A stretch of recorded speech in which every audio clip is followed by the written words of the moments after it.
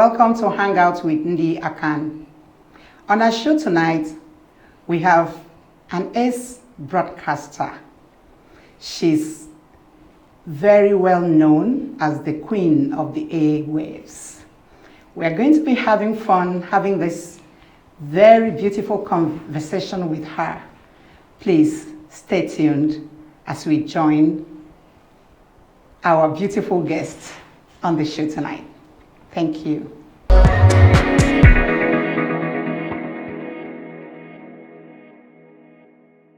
And my journey into the radio has been fantastic because Whirlwind Media Limited, owners of the Bush House Nigeria, gave me that platform. Excellent platform.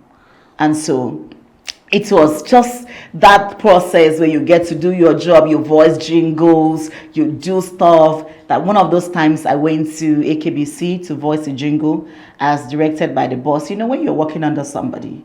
So when I got there, El Philadelphia was trying to record newsreel. So I'm like, please, ma'am, can I record a 1-minute jingle, please? From Michael Bush. She said, you these young girls, when you people want to record something, you will take 5 hours. I want to record my newsreel. The news is going by 6. I told her, ma'am, just 2 minutes. I'll run my jingle script and I'm out. She said, okay, take 5. After 5 minutes, I'll drive you out of that place. And so I went into the recording studio, recorded my jingle, and came out. And she said, just like that. Are you presenting a program for AKBC? I said, no. She said, why? Go and meet Frank Umosen. He's going to give you a program to present from next week. That was how I had a job with AKBC. Nobody, God just positioned people, because for me, I believe that when preparation meets opportunity, success is inevitable. That's it. You just took it off my mouth because I was going to say that. You see, the difference between you and your cousin is that from time you knew what you actually wanted and you were prepared for what you wanted. She was there for 10 years not having a job because of the truth. She didn't even really know what kind of job she wanted. Because there are opportunities everywhere, I agree. That's what I keep telling people every day. In this country, Nigeria is bad, but I believe that we have more opportunities in this country if you know what you want, if you know where you are going. Absolutely. And then the next question I was going to ask, and there's no need to ask that question because from the way you have spoken, I already know that you are really, really enjoying your job. You're passionate about it. I love my job, and my job loves me. You love it. You're passionate about it. You are in love, totally in love with your job. So I want to say, kudos, ma'am, and please keep. Thank you so much.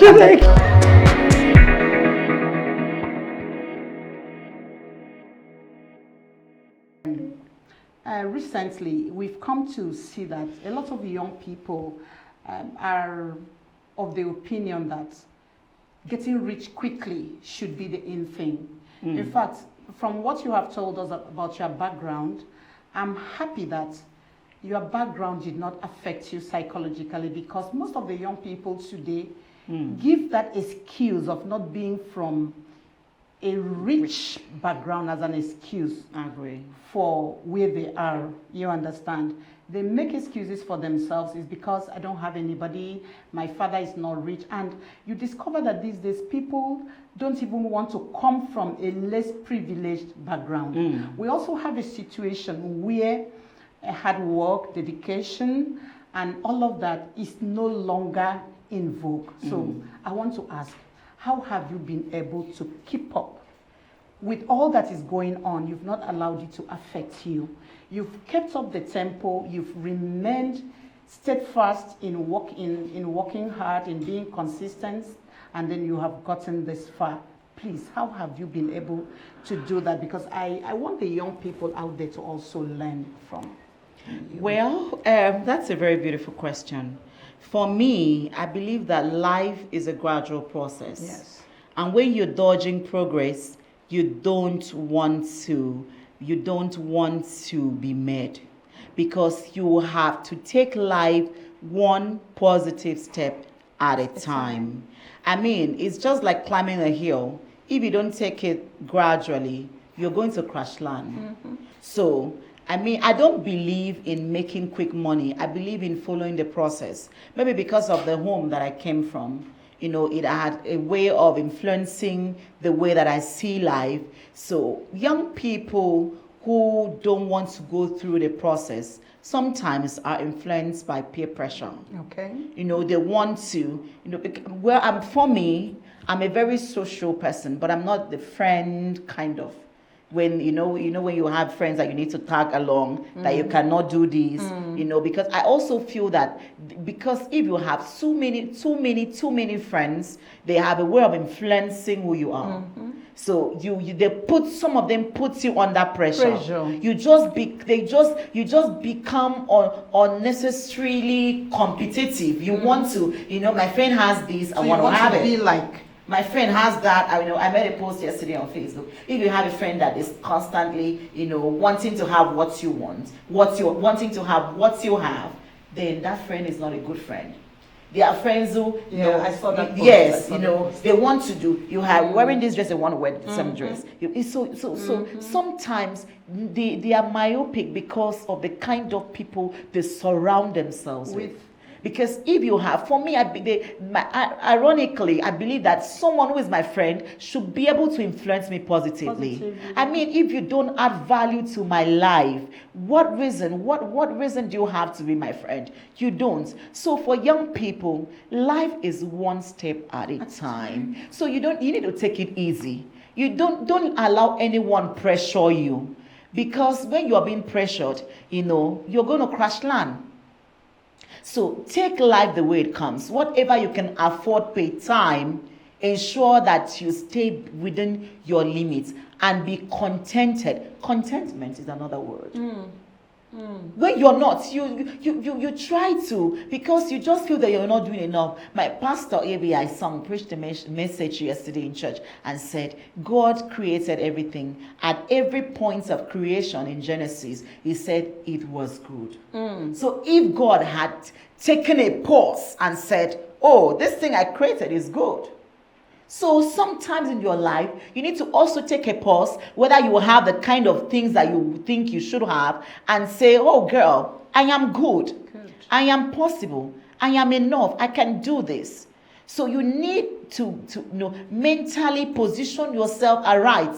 That's the only way we can win in this world. That's very correct. I totally agree with you. Now, what's your take on domestic violence? And what's your advice to the women and the few men, because I know the percentage of men that are also going through domestic violence is small. What's your take on that, and what's your advice to the men and the little percentage to the women and the little percentage of men that are going through domestic violence? You know this domestic violence thing, if I want to talk about it, I will use the entire day. Because it's a cankerworm that has eaten so deep. And when I hear it, I just become aggressive. Domestic violence, and if you're in a relationship and you're listening to me, at that point where your partner, maybe you're in a relationship, or your spouse tries to gain control of you, you're already in a violent relationship. It is not just when he's hitting you. When he tries to gain control, and you know, when they subdue you, to gaining control over you, and manipulative kind of nature, it has a way of tailoring you to belittle yourself, because you already feel you are inferior and the other person is superior. That is violence. So a lot of us, one way or the other, we are in these relationships, and we need to speak up. I mean, 95% are the female. So the females, we need to wake up. You know, you're in a relationship. Let me quickly cite a few examples. You are in a relationship with a man who has never seen anything good that you have done. That man is indirectly subduing you. You're in a relationship with a man who talks ill of you. You are in a relationship with a man or a woman who has never seen anything good that you have done in your entire life. That even when you attain some level of success, will not tell you, girl, you have done well. Girl, you should do better. but wants to always put you down. That is what I'm talking about. It's not until the man hits you, with a stick on your head. So you're also in a relationship with a man who is always wanting to know everything that happens in your life.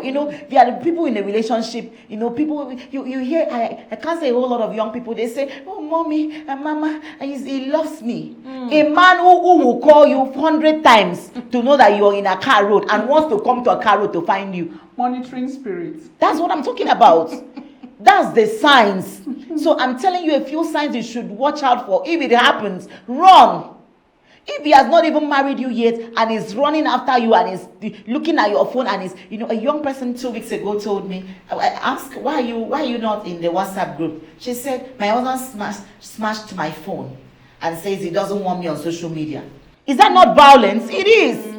But you're on the social media. I mean, you don't want the woman. You don't want the woman. So this, you have subdued the woman, and so you have young people who don't believe in themselves anymore. We have young people who feel less. We have young people who don't have the fire. They don't know who they are because repeatedly you have belittled them. They don't know. You have a young person who will say, "I don't even know who I am.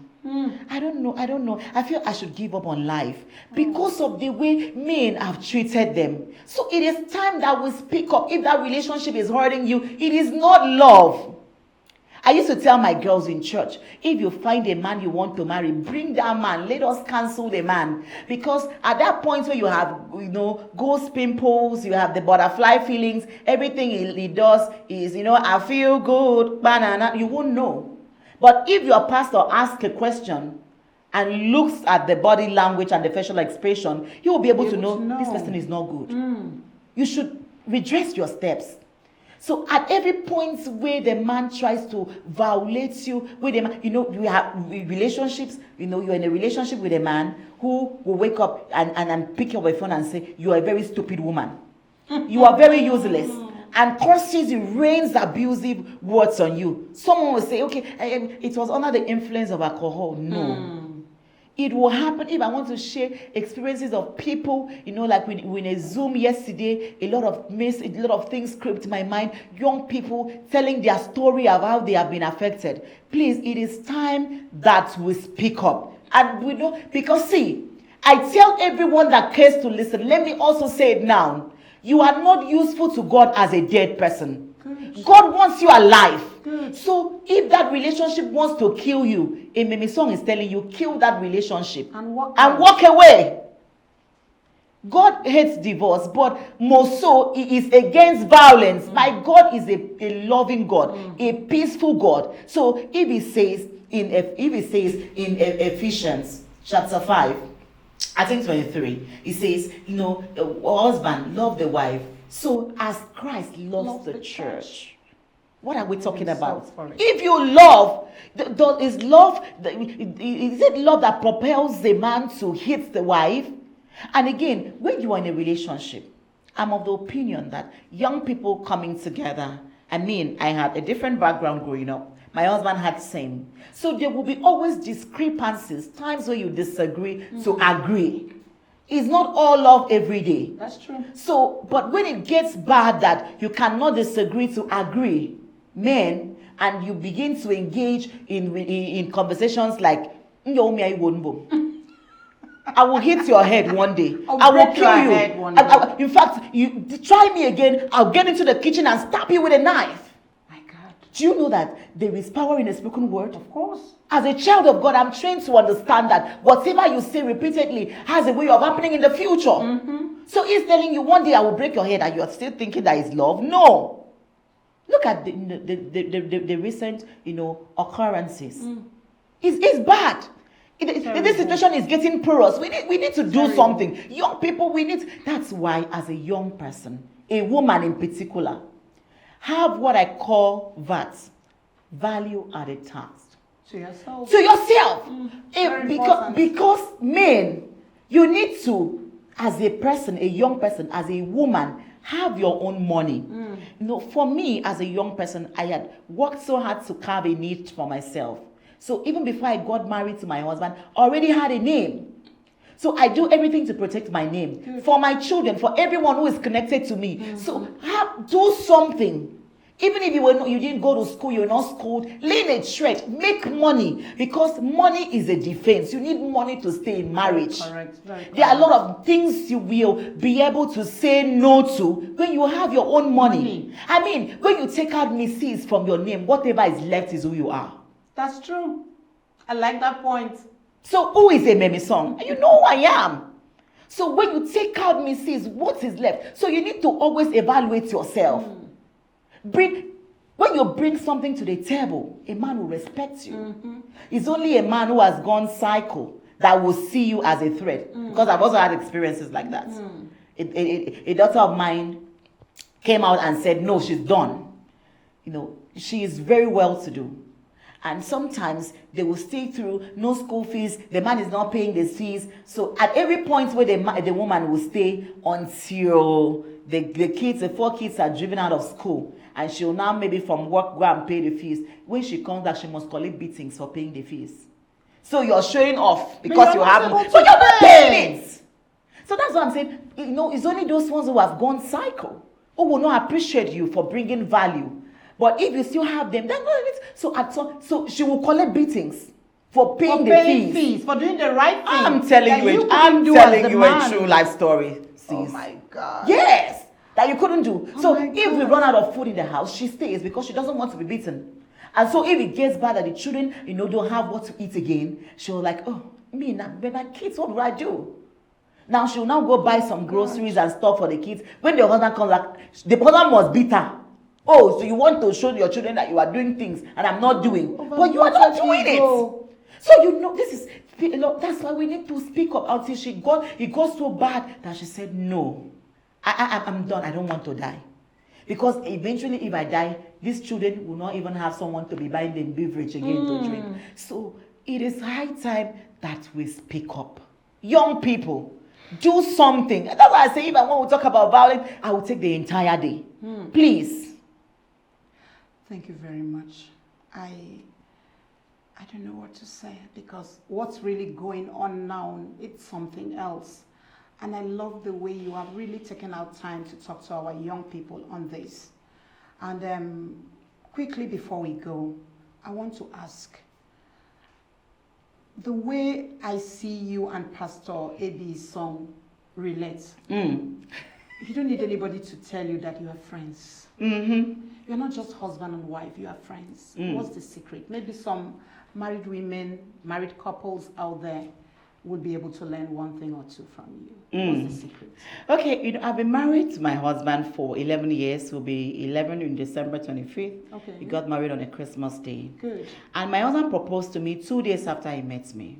Wow, wow, wow. So, that sounds like what my husband used to tell me. My husband used to tell me he married me the same day he met me. Wow. So that sounds like what he used to tell me. Like 2 days. Wow. And I looked at him and said, where did you guys meet? Well, the first meeting was in church. Okay. But he called me. It was one Saturday when I was, doing some cleaning our home. My phone rang, and when I picked, it said, "My name is Isong. Please, am I on to Emem Isong?" And I said, "Yes." I'm like, "Yes, this is Emem Isong." He said, "Okay, we're trying to put together an event for the Isongs, and we know that we work with the radio, so we want to see how we can bring the Isongs." That was a lie. I was about to tell that. That was a lie. He said, "We want to bring the Isongs together." It's called strategy. It's not called a lie. It's called strategy. Okay. So we were trying to bring the Isongs together so that we do an event, and we want you to be involved. Okay, I'm like, okay, I don't know you. And he said, we're supposed to meet. I said, since I don't know you, can you come to my church? I didn't even know he was a church person. Okay. He said, I'll come to my church. I'll be teaching the choir about 4. He said, okay, I'll come. He was there by 3. My pastor in church called me, choir director, someone is here, he wants to see you. His name is Isong. I said, okay, let him wait, I'll be coming. So an hour later, I got to church, I met him, and he said, okay, he likes singing. I didn't even know he was a singer. So he disguised himself and said, please, can I have your songbook? Maybe I sat and I was teaching Pastor songs. AB. I sat and I gave him my song, but I was feeling like a queen. I didn't even know anything about him. So he said, "Oh, I like the way you teach songs." So, which are my own. And Okay, this event you're trying to put together, there's one Udragi song in Lagos, there's this. I said, okay, fine. When fine, good, when we're ready, just let me know what we can do together. And so we left. I left, and 2 days later, he called me, said he wanted to see me. And I'm like, is he ready for the Isong Isong stuff? He said, okay. And I just came out. And he played a song in his car and said, that's Lakita Cherish. Okay, so he played a song and said, please, there's so much I would like to tell you, but I don't know how. So let me just play you this song. I sat in his car, and every wordings of this song, that is what I feel about you. I'm like, we're not doing events again. So I listened to this song. Story change. I listened to this song. And when the song finished, he said, just so you know that I love you. I'm like, you just met me. I mean, how do you love someone you just met? He said, no. I had your number over a year in my phone. I didn't call you. And I just thought it was the right time to call you. And I don't want to go through that process of him trying to get my number, took someone's phone and took the number and stole the number. And the number was with him for a year. He called me after a year. So on the 28th of January 2010 was when he proposed to me. Wow. And we got married on the 25th of December. The same year. And yes, that same year, 2010. For us, our marriage is built on friendship. That is why it's easy. I mean, he was saying, I don't know, he might be listening to me. He was telling people in church the other day, my wife I just looked at my wife the other day, we had an argument. My wife said, if I beat you now, you will die. And I'm looking at her hand. She does not even, see this, the people in church laughed. I said, see, but because, friendship has kept us, even when we argue. And my husband is a very peaceful man. Like, I'm the one always ranting. But that's how God joins. And when you rant, that's how God and he's not saying anything, and you're boiling up, and he's like, so he's very peaceful. Thank God. And because if you marry because you love someone, there will be a time where you wake up. My godmother, Grace Samuel Effiong, used to tell us that when you get to that point where you wake up one day and you're asking yourself, did I really marry him? No, that's the problem. Did I marry you? So that is when you have started marriage. Because you're looking at yourself, you're like, what's that happening? Doing there? So at that point where you ask that question, what is left is the friendship. And that bond of friendship can never be broken. That's true. Because it's only your true friend that can look you in the eye and tell you, girl, you did so well today. You didn't do well. I think you should do this. Even this, radio name, Queen of the Airwaves, it was one day, he just told me, I think that should be your radio name. It's the brain behind Quota. Wow. I'm telling you. So my husband supports me. It's not just marriage. It gives me the voice. In the church now, balancing my job as a broadcaster and a pastor. I'm coming to so that. My husband is always there. He pushes you. Even when you don't want, before I started, I didn't even know I could preach. My husband just said, you are going to be the one to preach tomorrow in church. And trust me, I could not believe when I was done ministering. So people would ask, how did you even learn? Maybe the anointing rubs off, I don't know. Well, because I have not learned it. I just found myself on the altar and doing great and mighty things. I don't know how. Maybe it's the grace and it's just rubbing off. So he's there. It's the Holy Spirit that empowers. I agree. So he's one man who wants to give you the voice, who is not intimidated when you shine. Good. Who sees you shining Very and tries to lit the light so you shine brighter. That's very important.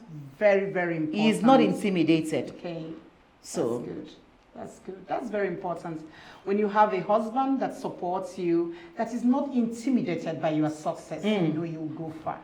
How have you been able to juggle your responsibilities as a career woman, a wife, a mother, and a co-pastor in the ministry that God has given The to Citadel. you? The Citadel.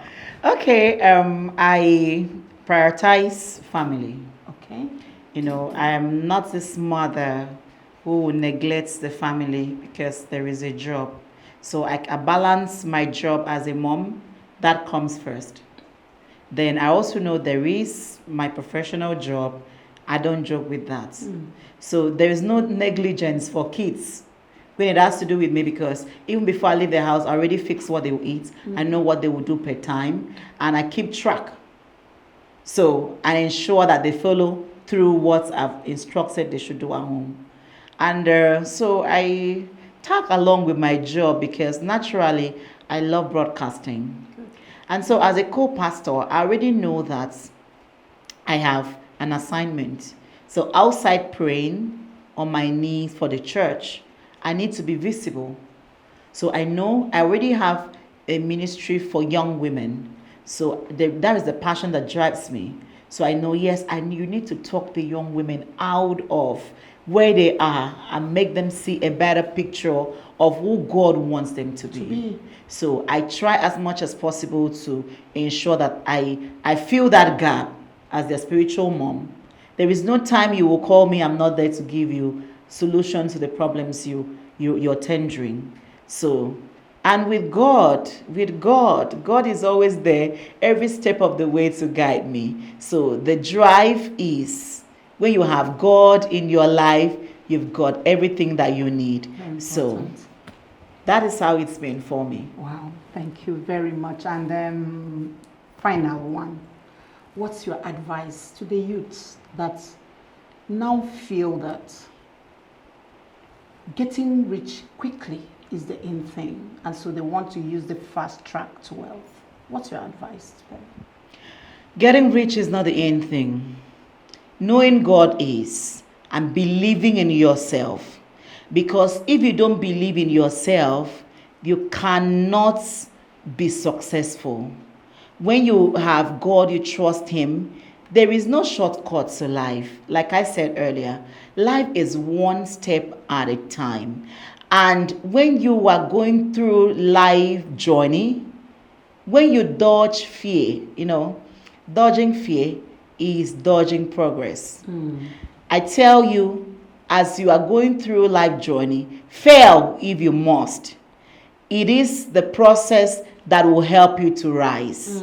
At every point where you fail, it is an opportunity for you to get better on that thing that you failed.